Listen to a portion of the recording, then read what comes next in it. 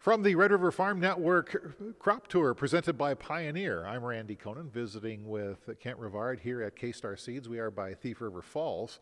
And Kent, on the drive over here to Thief River, kind of the same crop we've been seeing pretty much everywhere else. Some things look good, some things not so good. Surprisingly, this crop seems to be hanging on pretty good. Yeah, it does. It kind of seems like it's been the story all summer. It's amazing how well things have hung on throughout the growing season. Some of the better ground definitely shines this year versus the more marginal ground is showing some more stress. But like I was mentioning to you earlier, normally I don't think we give enough credit to how well a crop can root in. Normally the June rains, I think, hinder that more than we realize, because it's really amazing how well we've done with so little rain. Yeah, for sure. I think too, maybe maturity might make a difference this year. Yeah, it does. Maturity does a little bit, especially when the rains fell or didn't.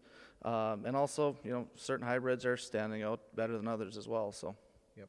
And we had the string of hot days, but it seemed like we may have pollinated kind of around those. Things look fairly decent. Yeah, other than some pockets and fields here and there, pollination was surprisingly good.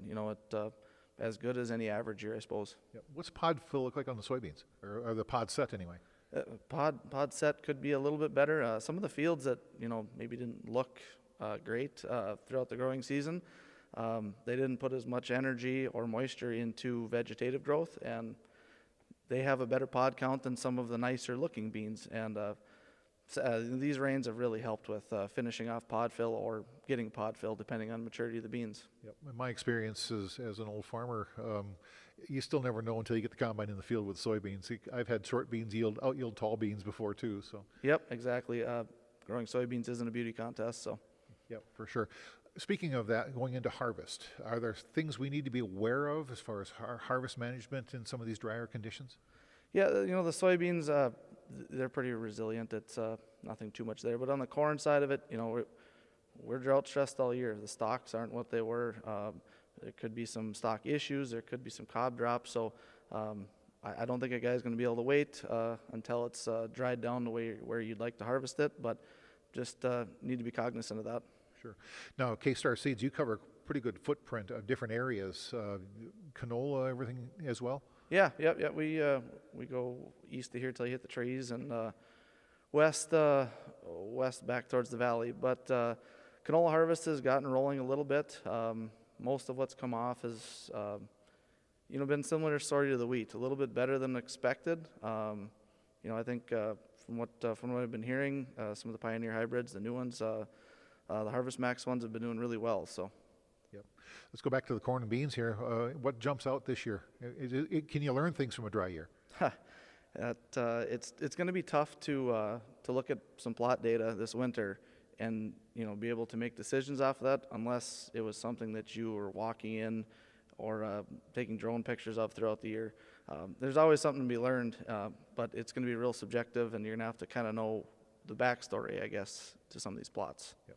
How far away from harvest are we? There's some soybeans that I wouldn't be surprised if they don't come off in the next 10 days or so. Most of them are going to be a couple, 3 weeks away.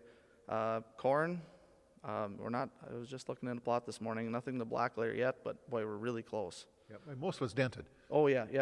Around here we're mostly dented. Even on the mid 80-day stuff, we're pretty much fully dented. Checking my notes here.